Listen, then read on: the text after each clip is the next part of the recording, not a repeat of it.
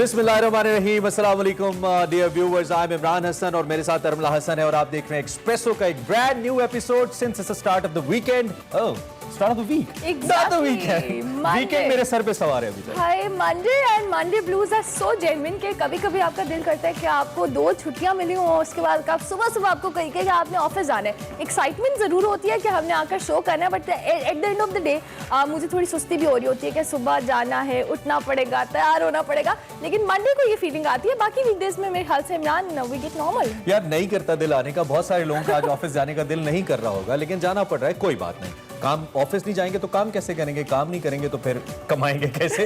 This is very important. खैर जनाब, show का हमारे आगाज हो चुका है। हमने कोशिश ये करनी है कि आज सारा दिन कुछ इस तरीके से हम शो को हमने डिजाइन किया कि आज के सारा दिन का असर हमारे शो के साथ और शो के ऊपर आपका और आपके ऊपर शो का असर है, कुछ ऐसा लेकर आए कि पूरा दिन आपका खूबसूरत हो जाए, बेहतरीन हो जाए, इन्फॉर्मेटिव भी हो और उसके साथ साथ एंटरटेनिंग भी हो since it's the first day of the week. और आज के शो के लिए मैं बड़ा एक्साइटेड होता हूं क्योंकि इसमें कुछ सेगमेंट्स ऐसे होते हैं जो नॉर्मली हमारे पूरी वीक नहीं चलते। एग्जैक्टली। और आज के शो में हमारा जो सेगमेंट है वो हम सबका बहुत फेवरेट है और लास्ट टाइम इमरान जब वो सेगमेंट प्ले हुआ था तो बहुत अच्छा फीडबैक आया था। आज सेगमेंट के हवाले से मैं थोड़ा सा क्यूरियोसिटी अभी मेंटेन रखूंगी, लेकिन सबसे पहले हम आपको बताएंगे आज की हेडलाइंस। सिंध में मफाहमत की सियासत शुरू, कराची की तामीर और तरक्की के लिए तहरीक इंसाफ, पीपल्स पार्टी और MQM का मिलकर काम करने पर इत्तेफाक।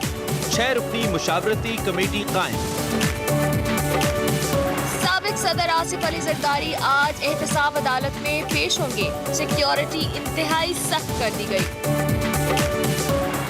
2 पौधे लगाएं, नस्ले नौ का तहफ्फुज यकीनी बनाएं। सरसब्ज पाकिस्तान के लिए सबसे बड़ी शजरकारी मुहिम जारी, 10 बिलियन दरख्त लगाए जाएंगे। पोलियो के खात्मे का आज़्म, मुल्क भर में इंसदादे पोलियो मुहिम का तीसरा मरहला शुरू। 5 साल से कम उम्र बच्चों को पोलियो के कतरे पिलाए जाएंगे।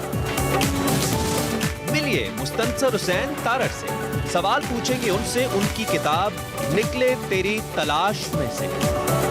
और कम रोशनी साउथहैम्पटन टेस्ट की दुश्मन बन गई। पाकिस्तान 336 रन बनाकर आउट, इंग्लैंड की बैटिंग जारी। जी जनाब, हेडलाइंस हमने आपको बता दी क्योंकि हेडलाइंस में अभी बहुत कुछ है हमारे शो में, लेकिन सबसे पहले हम आपको बताएंगे आज के अखबार में क्या है।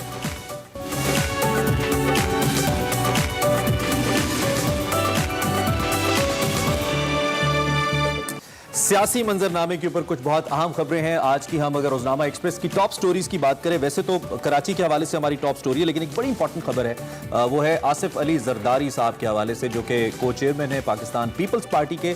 आज इस्लामाबाद में उम्मीद ही की जा रही है कि वो तोशा खाना रेफरेंस में एहतसाब अदालत में पेश होंगे। जैसा कि हमें मालूम है, आसिफ अली जरदारी साहब के ऊपर इस हवाले से फर्द जुर्म आयद होनी है और आज का दिन बड़ा इंपॉर्टेंट है। नैब ने खास तौर पर जो लाहौर में आपको याद है नाज़रीन वाक़या हुआ था मरियम नवाज साहिबा की पेशी के मौके पर, जिसमें बहुत ज़्यादा फसाद हो गया था, पथराव हो गया था कारकुनान की जानिब से नैब के ऊपर। आज नैब ने खुसूसी तौर पे जो इस्लामाबाद की एडमिनिस्ट्रेशन है उससे मदद तलब की है, सिक्योरिटी, एक्स्ट्रा सिक्योरिटी तलब की है और अब से कुछ देर बाद तवक्को है कि आसिफ अली जरदारी साहब एहतसाब अदालत में पेश होंगे और उन पर फर्द जुर्म आयद की जाएगी। और अगर उन पर फर्द जुर्म आयद की जाती है तो ये एक बहुत बड़ी डेवलपमेंट होगी पाकिस्तान के पोलिटिकल सिनेरियो के अंदर। उस वक्त जब बहुत सारी पोलिटिकल पार्टीज मिलकर बैठ रही हैं नैब के खिलाफ और पीपल्स पार्टी सर फहरिस्त है जो कि मुसलसल इस हवाले से बयानात देती आ रही है, मुसलसल इस बारे में बात करती आ रही है कि नैब की हैसियत गैर कानूनी है, इसका जो स्ट्रक्चर है उसमें तब्दीली होनी चाहिए। तो उस लिहाज से आज की पेशी बहुत जरूरी है, बहुत इंपॉर्टेंट। बिल्कुल इंपॉर्टेंट तो है, लेकिन उसके साथ साथ इमरान अभी कुछ देर में सिनेरियो क्लियर हो जाएगा कि ये इस तरह से उनको ऑनलाइन फर्दर जमा किया जाएगा या वो पेश किए जाएंगे, क्योंकि जिस तरह से भी आपने मेंशन किया कि मरियम नवाज की पेशी के दौरान कुछ ऐसी सूरत हाल वहाँ पर क्रिएट हुई कि वहाँ पे प्रॉब्लम का सामना करना पड़ा। पार्टी आसिफ अली जरदारी साहब की सेहत को लेकर बिलावल भी कहते हैं कि उनकी सेहत ठीक नहीं है, वो पेश नहीं हो सकते। कोरोना वायरस की वजह से हम ये समझते हैं कि उनको पेश नहीं होना चाहिए। बिलावल साहब की एक जो बोल रहे हैं, ठीक हो गया। इसके साथ साथ जी हमारे पास एक्सप्रेस ट्रिब्यून की जो खबर है वो सिंध के हवाले से ही है कि Sindh agree to tours for Karachi, minister denies formation of committee comprising Peoples Party, PTI and MQM। ये खबर हमारे पास कराची के इस हवाले से है कि हम पिछले कुछ अरसे से देख रहे हैं कि कराची की सिचुएशन जो है वो ओवरऑल इतनी अच्छी नहीं है और उसकी एक बड़ी खराब है, बहुत खराब है और उसकी एक मेन रीजन यही है कि वहाँ पर जो जिनकी गवर्नमेंट है और जो उस पर हुक्मरानी कर चुके हैं उन दोनों की आपस में में जो कोलैबोरेशन है वो उस तरह से मेंटेन नहीं हो पा रही है। और इसी वजह से हमने देखा है कि कराची के स्पेशली हालात की बात कीजिए तो वो काफ़ी अरसे से बहुत जहाँ पे इलेक्ट्रिसिटी का मसला है, बारिशों का मसला है, उसके अलावा ओवरऑल इंफ्रास्ट्रक्चर के हवाले से काम किया जाए तो कराची में वो बिल्कुल नहीं हो रहा। मैं यहाँ पे एक बात कहना चाहता हूँ कि कोई एक शोबा ऐसा नहीं है जिसमें इस वक्त कराची की आवाम इत्मीनान के साथ जिंदगी गुजार सके, चाहे वो एडमिनिस्ट्रेशन है, चाहे वो गवर्नेंस है, सिक्योरिटी है, सिवरेज है, कोई एक मामला नहीं है जिसके ऊपर क्रेडिट लिया जा सकता है। इवन यहाँ पे आपको मालूम है जो लोग कराची में रहते हैं, डिफरेंस जैसे पोश एरियाज के अंदर भी सिवरेज का निजाम नहीं है, वहाँ पे सफाई का निजाम नहीं है। इमरान, हमने बारिशों में देखा है क्या सिचुएशन हुई है कि वहाँ पर जो DHA का इलाका है वो इतनी बुरी कंडीशन में था कि आप बाकी जो अंदरून सिंध के इलाके उनको देख के तो वैसे ही परेशान हो जाएं कि वहाँ पे ये कराची है जो मेन हब कहा जाता है, हर तरह से सबसे बड़ा शहर है पाकिस्तान का और दुनिया का भी मेरे ख्याल से 7वां बड़ा शहर है, और उसकी ये सिचुएशन है तो इट्स वर्स्ट। इस खबर के हवाले से थोड़ा सा ये भी बताएं कि आज मुतवक्के है कि वज़ीर आला सिंध जो है वो प्रेस कॉन्फ्रेंस भी करेंगे। अगर वो प्रेस कॉन्फ्रेंस करते हैं, ये तीनों जमातें मिल जाती हैं, ये तीनों जमातें बड़ी स्टेक होल्डर्स हैं इस वक्त कराची की, चाहे MKM है, चाहे पाकिस्तान पीपल्स पार्टी है, चाहे पाकिस्तान तहरीक इंसाफ है। तहरीक इंसाफ और MKM का जो मैंडेट है वो कराची शहर का है। बहुत बड़ी तादाद उर्दू स्पीकिंग की है जिनको रिप्रेजेंट करती है मुत्तहिदा कौमी मूवमेंट। यूथ की बहुत बड़ी तादाद पाकिस्तान तहरीक इंसाफ को वोट दे चुकी हुई है और बहुत बड़ी तादाद यहाँ पे नुमाइंदगान की है।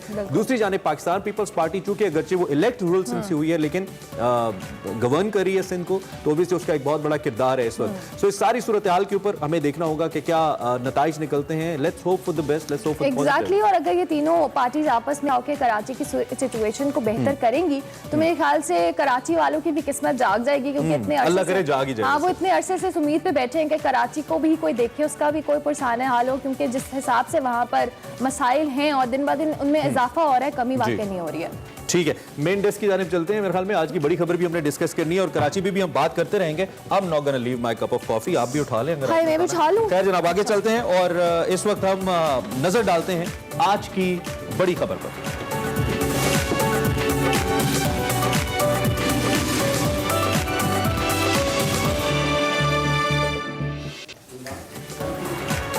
जी, आज की बड़ी खबर के साथ हम आ चुके हैं। इस वक्त आप हमें बराह रास्त देख रहे हैं। अपना फीडबैक जरूर दिया कीजिए। अर्ली मॉर्निंग हम आपको जगाने की भी कोशिश करते हैं और उसके साथ साथ ये भी कोशिश करते हैं कि ये जगाना जस्ट फॉर सेक ऑफ जगाना ना हो, मतलब कुछ ऐसा रहे कि हम एक दूसरे के साथ एक्सचेंज ऑफ इंफॉर्मेशन करते रहें। अच्छा जनाब, आज की बड़ी खबर, दो बड़ी अहम खबरें हैं। एक तो ये है कि पोलियो के हवाले से कैंपेन स्टार्ट हो रही है और इस पे इस वक्त गवर्नमेंट ऑफ पाकिस्तान का बहुत ज्यादा फोकस है और गवर्नमेंट ऑफ पाकिस्तान ये चाह रही है कि पोलियो का मुकम्मल तौर पर खात्मा किया जाए। कुछ बड़ी इंपॉर्टेंट डेवलपमेंट्स हैं, इसी हवाले से इस पे बात करते हैं।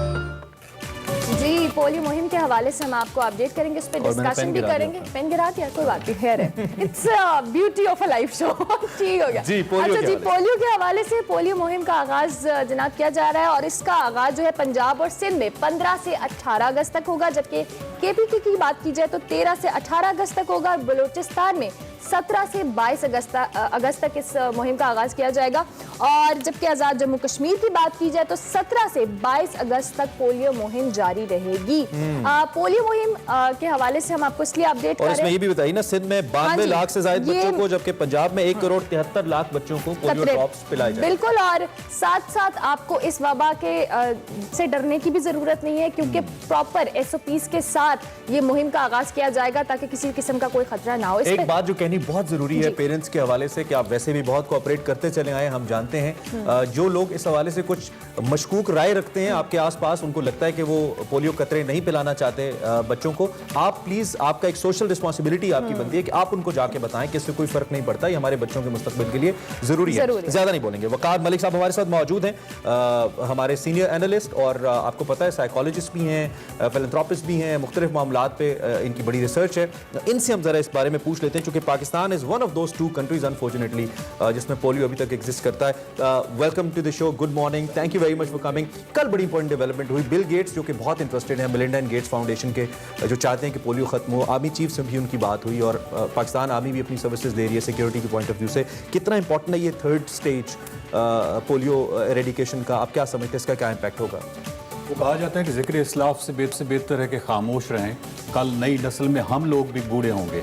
हम ये चाहते हैं कि कल जब नई नस्ल में हम लोग बूढ़े हों तो नई नस्ल में कोई अपाहज बच्चा हमारी तरफ इस तरह ना देख रहा हो कि हमारे किसी गफलत वाले रवैये की वजह से वो अपाहज हुआ। सामना करना पड़ा। तो वो कम से कम हम फख्र से बूढ़े हों और एक अच्छे यानी रिस्पेक्टेबल, कहीं हम मुजरिम ना हों किसी नई नस्ल के। तो सबसे पहले तो बहुत ज़रूरी बात ये है। ठीक है। पोलियो के हवाले से तो यहाँ तक ये है कि हमने दहशतगर्दी पे काबू पाया, हमने कोरोना के हवाले से पूरी दुनिया में एक एग्जाम्पल सेट की, और पोलियो के हवाले से भी इस कम से कम हमें इस जोश के साथ हमें ये करना चाहिए कि एक एग्जाम्पल हम सेट करें। पोलियो जो है उस पर बेतहाशा दुनिया की इन्वेस्टमेंट है और हमें जनरली समझ नहीं आता कि क्यों एक पाकिस्तान और अफगानिस्तान पर इतना ज़्यादा फोकस किया जा रहा है। वो फोकस इसलिए किया जा रहा है क्योंकि बहुत ज़्यादा इन्वेस्टमेंट है, और अगर किसी मुल्क की थोड़ी सी गफलत जो है वो तमाम इन्वेस्टमेंट पे पानी फेर बता दीजिए, टाइम बहुत कम है, 20 सेकंड्स के अंदर कोरोना जैसी मुश्किल वबा के ऊपर काफी हद तक काबू पा लिया मुख्तसर तरीन वक्त के अंदर, दहशतगर्दी से लड़ लिया मुख्तसर तरीन वक्त के अंदर। पोलियो से क्यों नहीं लड़ पा रहे? इसकी तो वैक्सीन भी मौजूद है, वजह क्या है? बेसिक प्रॉब्लम कहाँ पे आपको नजर आ रही है? आई थिंक कि पोलियो जो कोरोना है वो बिल्कुल एकदम एक पैनिक क्रिएट हुआ और उस हवाले से लोगों ने फौरी तौर पे SOPs पे अमल करना भी शुरू कर दिया था। पोलियो क्योंकि एक बतदरीज एक पूरी एफर्ट थी, उसमें से कुछ फैक्टर्स जो थे उन्होंने मतलब, और फिर आप ये भी देखिए कि पाकिस्तान उस वक्त दहशतगर्दी से लड़ रहा था और ये एक बड़ा लंबा टेन्योर है जिसके दौरान किसी जगह पे यकीनन जो अफगानिस्तान वाली मामलात पे किसी जगह पे गफलत हुई है। ठीक है, ठीक हो गफलत गया। हुई। अच्छा जी, इसके साथ साथ हम अगली स्टोरी के जाएंगे, और जब हम तहरीक इंसाफ की गवर्नमेंट की बात करते हैं और इस मैंडेट पे इन्होंने बहुत सारे अच्छे इनिशिएटिव्स भी लिए, और उसमें सबसे बड़ा इनिशिएटिव था दरख्त। पहले दिन से इमरान खान का फोकस रहा है, आपको KP के बिलियन ट्री सुनामी याद होगा, अभी 10 बिलियन ट्री सुनामी जिसकी वो बात करते हैं। और अभी तो बिल्कुल ताज़ा तरीन सूरत हाल ये है कि पौधों को ट्रैक किया जा सकता है, चूंकि अपोजिशन ये कह रही थी कि जितने पौधे लगा नहीं रही जितना बता रहे हैं। तो अब जो उस्मान डार साहब है अमूर नौजवानान के और जो क्लाइमेट चेंज के अमीन असलम साहब, उन्होंने कहा जी आप ट्रैक कर सकते हैं, जो पौधा आप लगाएंगे वो दस्तयाब होगा आपकी एक ऐप के ऊपर, आप उसको ट्रैक कर सकते हैं। वगैरह भी कैसा इनिशिएटिव है, इसको कैसे देख रहे हैं आप? जबरदस्त। पहली बात यह है कि हम अपने सिलेबस में पढ़ा करते थे कि 4% पाकिस्तान में फॉरेस्ट हैं और ये, और उसमें आपको हैरान कौन होगा कि आज़ाद जम्मू कश्मीर जो है, आज़ाद कश्मीर, इसमें 36% है, KPK में 20% है। तो इसका मतलब है कि रेस्ट ऑफ पाकिस्तान जो है, क्योंकि ये बहुत बड़े फिगर हैं, तो शायद वो 1% भी नहीं है। इमरान खान के हवाले से जब ये 2013 से पहले जब ये मतलब ये पूरी इनकी थी, अभी हुकूमत में नहीं आए थे, तो मेरे ज़हन थी ये बंदा टूरिज्म पे बहुत काम करेगा, और ये दरख्त के हवाले से क्योंकि ये ट्रैकर थे, ये गिलगित बल्तिस्तान में ट्रैकर थे, ये खुद टूरिज्म पे तो खैर डिबेटेबल बात है, लेकिन दरख्तों के हवाले से इन्होंने कमाल किया है। अच्छा, और मैं वकार साहब, हमने जो इनिशिएटिव लिया हम इसलिए कहेंगे क्योंकि हम बहुत एक्साइटेड थे, और अगर हर शख्स उस तरह का एक इनिशिएटिव ले, एक दरख्त लगा दे अपने तो बच्चे के नाम का लगा, और कितना ये फायदेमंद हो सकता है। और मेरी जाती मालूमात है कि वकार साहब ने अपने बच्चों के नाम के पौधे लगवाए हैं। आप जरा बताइए लोगों को कि ये क्या, जो मेरे वालिद साहब हैं उन्होंने उन पौधों के नाम भी बच्चों के नाम पे रखे हुए हैं। अच्छा, आज उम्र जो है वो थोड़ा सा उसको पानी देना है वगैरह वगैरह। अच्छा, ये देखिए एक पौधा जो है वो आपको 260 पाउंड एवरेज देता है, और कोरोना के दिनों में एक सिलेंडर जो होता है ना उसके 8 पाउंड होती है ऑक्सीजन, और वो ब्लैक में कितना महंगा बिक रहा था। ये जो कुदरत का सिलेंडर है, ठीक है। और मुझे बड़ी खूबसूरत चीज एक याद आ रही है, अगर आप मुझे, साहिवाल में एक नहर थी, उस नहर पे दरख्त रातों रात काट दिए गए, तो उस पे मजीद अमजद ने कहा था कि 20 बरस से खड़े थे जो इस गाती नहर के दीवार, झूमते खेतों की सरहद पर बांके पहरेदार, घने सुहाने छांव छिड़कते बूर लदे छतनार, 20,000 में बिक गए सारे हरे भरे जबरदस्त। 20 बरस में खड़े थे और 20,000 में बिक गए। खूबसूरत बात। ठीक हो गया जी। शजरी मुहिम जो इस वक्त गवर्नमेंट की प्रायोरिटी में शामिल है, आप सब भी इसमें अपना हिस्सा डालें, क्योंकि सारा काम गवर्नमेंट का नहीं है, एक इंडिविजुअल होने के नाते भी आपकी जिम्मेदारी है स्टेट के साथ साथ कि आप उसके साथ कंट्रीब्यूट करें, दरख्त लगाएं और पाकिस्तान को हरा भरा बनाएं। इसी अच्छे नोट पे हम ब्रेक लेंगे, ब्रेक के बाद हाजिर होंगे, आप देखते रहिए।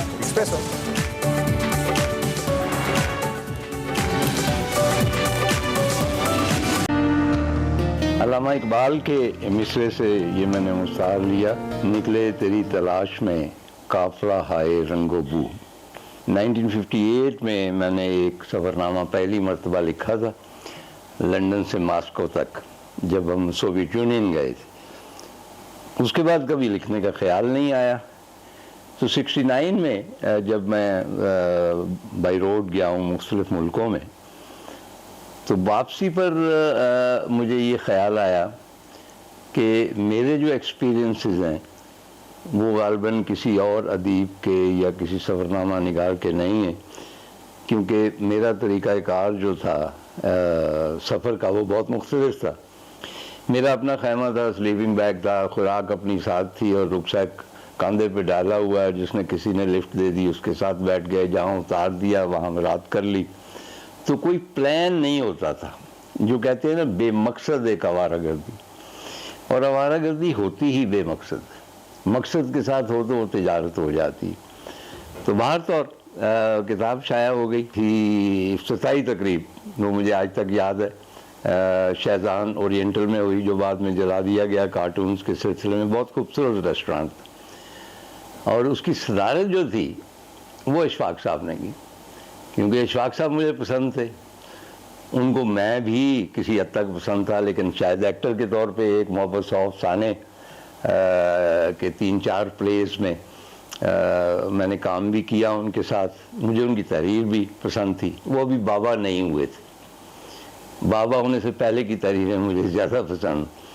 तो पढ़ने वालों में रहमान मुज़निब थे, बड़े उस ज़माने में नोन अफसाना नवीस थे। मकबूल जहांगीर थे, सैयारा डाइजेस्ट के एडिटर, जिन्होंने किताब शाया की। तलमीज़ हक्कानी थे, फ़ख्र ज़मान थे। कहा गया कि ये एक मुख्तलिफ तर्ज की नस्र लिखी गई है। हालांकि मुझे उर्दू बहुत ज़्यादा तो नहीं आती, पढ़ा बहुत था मैंने। बेसिकली मैं हमेशा कहता हूँ कि मैं एक पढ़ने वाला हूँ, पढ़ने वाला था, पढ़ने वाला हूँ। अगर मैं अदीब ना होता तो सिर्फ एक पढ़ने वाला होता, तो वो अंदाज़े भी यहाँ और नहीं था। मैं बिल्कुल अवाइल जवानी में ही इंग्लैंड चला गया, 5-7 बरस मैंने यूरोप में बसर किए। तो वहाँ ज़ाहिर है कि अंग्रेज़ी में ज़्यादा आप रवा होते हैं, तो मुझे जितने भी ख्याल आते थे वो अंग्रेज़ी में आते थे। तो जब वो कोई ख़ास पैटर्न होता था तो वो मैं डिक्शनरी कंसल्ट करता था अंग्रेज़ी से उर्दू की। तो वो जो उसकी ट्रांसलेशन आती थी, वो लोग पहली मरतबा उस किस्म का अंदाज़ उन्होंने देखा, वो मेरी उर्दू की कम आएगी ज़ाहिर करती थी। मैं अब भी ये कहता हूँ कि मैं बड़ा अदीब नहीं हूँ, मैं एक खुशनसीब अदीब हूँ। पहले दिन से नसीब ने मेरा हाथ थाम लिया और सम और दी अदर निकले तेरी तलाश में मॉस्को यूनिवर्सिटी के उर्दू के निसाब में शामिल कर ली गई, और परमानेंट निसाब वो अभी तक शामिल है, उसके कुछ चैप्टर्स। मुझसे हमेशा ये पूछा जाता है कि वो जिसकी तलाश में आप निकले थे, तो क्या वो मंजिल आई या कुछ उसका वाहमा, कुछ शराब, कोई ख्वाब दिखाई दिया? तो मैं हमेशा ये कहता हूँ कि ये एक एब्स्ट्रैक्ट होती चीज़।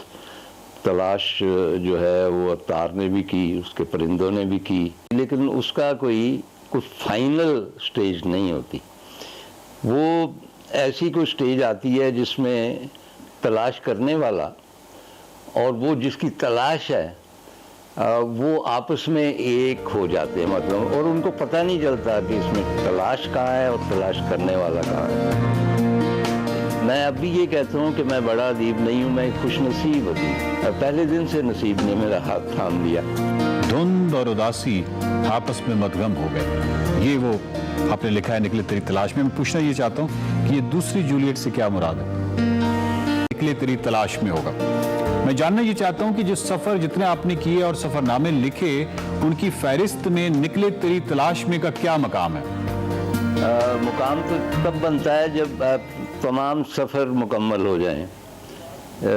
जो सफ़र आखिरत है वो भी रहता है, तो जब तक वो तमाम सफ़र मुकम्मल ना हो जाएं, और वो तब तक मुकाम का तयन हो नहीं सकता। हाँ, ये कहा जा सकता है कि आगाज़ है निकले तेरी तलाश में जी। मेरे सफ़रनामों का, जितने भी बाद में आए वो मुख्तलिफ अंदाज में आए, मुख्तलिफ मुल्कों के आए, लेकिन उनमें निकले तेरी तलाश का जो पैटर्न है, जो मैंने जानबूझ के तो इख्तियार नहीं किया था, बेसिकली असल में निकले तेरी तलाश में की जो पॉपुलैरिटी थी उसमें जो बेसिक फैक्टर था वो मेरी दीवानगी और आवारगी थी। बिल्कुल बिल्कुल। क्योंकि एक बहुत बड़ा अदीब जो है अगर उसमें वो दीवानगी सफ़र की नहीं है तो वो बड़ा सफ़रनामा नहीं लिख सकता। मेरे जैसा मीडियोकर अदीब जो है उसके अंदर जो दीवानगी है, जिस तरह मतलब है कि आप जानते हैं कि हमारे बेशुमार शायर हैं, दीवान के दीवान शेरों के भरे हुए हैं, लेकिन उनमें वो जिस तरह मुनीर नियाज़ी कहते थे बरकत नहीं है। वाह वाह वाह वाह वाह वाह। जब तक वो हिस्से शायरी आप में मौजूद ना हो, इसी तरह जब तक हिस्से आवारगी मौजूद ना हो, आप एक बड़ा सफ़रनामा या ऐसा सफ़रनामा जो दिल को गिरफ्त में ले ले आप नहीं लिख सकते। सर आपके जो सफ़रनामे हैं उनके अंदर जो नाम मिलते हैं शहरों के, उनके अंदर बड़ी कशिश, यानी अगर हम निकले तेरी तलाश में को देखें तो उसमें काबुल, गिरशिक, हेरात, निशापुर, तबरेज़, बामियान, माकू, अच्छा ये सब नाम खींचते हैं, लेकिन इस खित्ते का सारा मंजरनामा पिछले 30-40 सालों में तब्दील हो गया। अब यहाँ उस आज़ादी से हम सफ़र नहीं कर सकते। तो मेरा सवाल यह है कि इस खित्ते की जो तबाही हुई है या जो तब्दीलियाँ आई हैं, इसने आपके दिल पे तो कहीं ज़्यादा दुख उतारा होगा? नहीं, ऐसा नहीं है।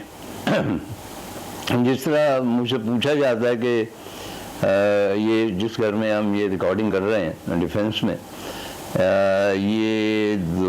ये मेरा तीसरा या चौथा घर है जी। तो क्या आप पिछले घर जो है गुलबर्ग वाला उसको याद करते हैं, आपको दुख होता है? मुझे नहीं होता, क्योंकि मैं एक बेटर एनवायरनमेंट में आ गया और मुझ में उस नौइयत का नॉस्टैल्जिया है ही नहीं है। चुनांचे वहाँ जो कुछ हुआ है उस खित्ते की जो जियोपॉलिटिकल चेंजेस आए हैं, तो ये हालात का तकाजा इसी तरह ये आज से 10 साल बाद पता नहीं क्या हो जाए। जिस तरह मैं 35-36 साल पहले फेरी मेडो गया था तो मैं तन्हा था नांगा पर्वत की बर्फों के साथ और उस आबाई जंगल के साथ, और वहाँ जो झरने थे, जो चश्मे थे, जो खामोशी थी। अब वहाँ मुझे बताया गया कि एक दिन 8000 लोग गए हैं वहाँ पे फेरी मेडो में। तो मुझे कहा जाता है कि आपको दुख होता है? मैंने कहा नहीं, ये मतलब ये इसी तरह चेंज होती रहती चीज़ें।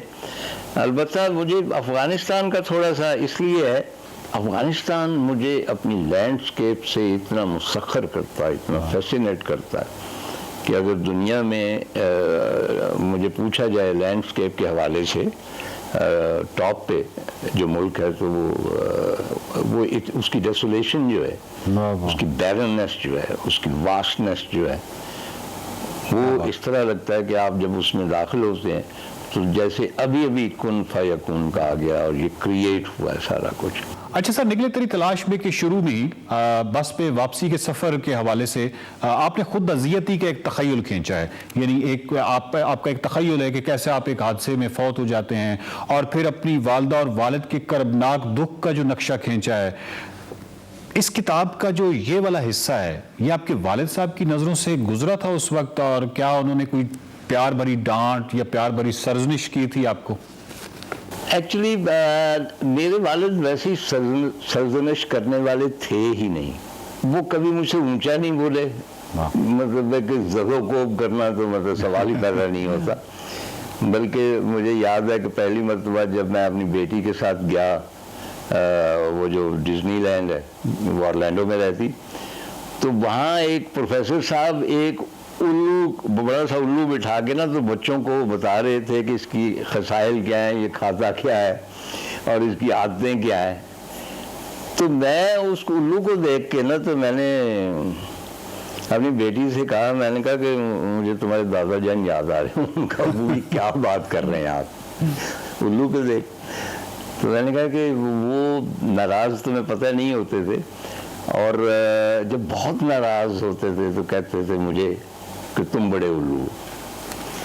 तो मुझे अब कोई ये कहने वाला भी नहीं रहा कि तुम बड़े उल्लू। तो वो सरजनिश करने वाले नहीं थे। मौत हर सयाह के साथ होती और उसका खदशा मौजूद होता है। तो वो जो खदशा था वो बाकायदा एक जनून खदशा था कि अर्ज़ रोम के बाद वो एक पुरानी सी बस कि मेरा अगर हादसा हो जाए और जाहिर है कि यहीं पे ही वो दबा देंगे मुझे, तो मेरे माँ बाप कैसे पहुँचेंगे यहाँ? आपके जो इब्तदाई सफ़रनामे हैं उनमें एक कैरेक्टर जो है वो बड़े उससे मिलता है तवातर से, सुखदीप। तो ये सुखदीप जो है ये अभी हयात हैं और इनसे आपका यानी राब्ता उसके बाद भी रहा कभी? सुखदीप मुझसे कहता है, अब भी कहता है, अब सरदार है, लेकिन वो खूबसूरत लगा मुझे उसका एक्सप्रेशन कि चौधरी तुम मेरी जवानी की शबनम। वाह वाह वाह वाह। शबनम से मुराद हो। जी जी जी बिल्कुल। तो जवानी से लेकर अब तक हम राब्ते में, जब तहरान था तब भी, अब वो ऑस्ट्रेलिया शिफ्ट कर चुका है। तो एक वहाँ पे एक लिटरेरी तंजीम है, उन्होंने मुझे इनवाइट किया था ऑस्ट्रेलिया, तो राब्ता उसके साथ था। तो हम 2-3 रोज़ मैं और मेरी बेगम सुखदीप के यहाँ रहे और हमने, लेकिन वो बहुत नॉस्टैल्जिक है क्योंकि वो भी मेरी तरह बहुत बूढ़ा हो चुका है और वो अकेला रहता है और बेगम उसके साथ है। तो सुखदीप का अब भी टेलीफोन आ जाता है। और याद रहे कि सुखदीप के कैरेक्टर को मैंने बहुत ज़्यादा फिक्शनलाइज नहीं किया जी। सुखदीप है ही ऐसा, दोस्ती उसकी जो है बहुत, और बहुत नॉस्टैल्जिक हो के कहने लगा कि भाई मैं तो नहीं आ सकता करतारपुर, मैं बूढ़ा बहुत हो गया हूँ, तो मेरी तरफ से जाके वहाँ पे मत्था टेक देना। तो मैं गया था करतारपुर। निकले तेरी तलाश में आपने आया सोफिया का जिक्र बड़ी मोहब्बत से किया है, और आया सोफिया के हवाले से जो आजकल जो खबरें थी कि दोबारा से यानी उसको मस्जिद, म्यूजियम से मस्जिद में तब्दील कर दिया गया है, तो ये खबरें जो हैं आपकी नज़र से गुजरी हैं? ये एक हिस्टोरिकल प्रोसेस है, ठीक है, कि माबद जो हैं उनके पुजारी बदलते रहे, और मैं समझता हूँ कि माबद को मौजूद रहना चाहिए, उसको ढा नहीं देना चाहिए। आया सोफिया दुनिया की सबसे ज़्यादा मुतासर करने वाली बिल्डिंग जी ठीक, 1500 साल पहले वो तामीर हुई, और उसका गुंबद आप देखें, आप हैरत में मुब्तला हो जाते हैं कि इतना ह्यूज डोम जो है वो किस तरह उस ज़माने में तामीर किया गया। उसके ऊपर मैंने रिसर्च भी की कि कैसे वो तामीर की गई। तो अब जो कन्वर्ट उसको किया गया है वो ये कि भाई मुझे एक बात की समझ नहीं आती कि हम कैसे इन्वॉल्व होते हैं, मतलब कि वहाँ तुर्की का वो ड्रामा आते हैं, हम जनाब बड़े इमोशनल हो जाते हैं क्योंकि हमारे अपने पल्ले कुछ नहीं ना। हम कभी इस दरख्त से लपेटते हैं कि ये हमारा कल्चर है, कभी उधर चले जाते हैं, कभी तुर्क कल्चर को अपना लेते हैं।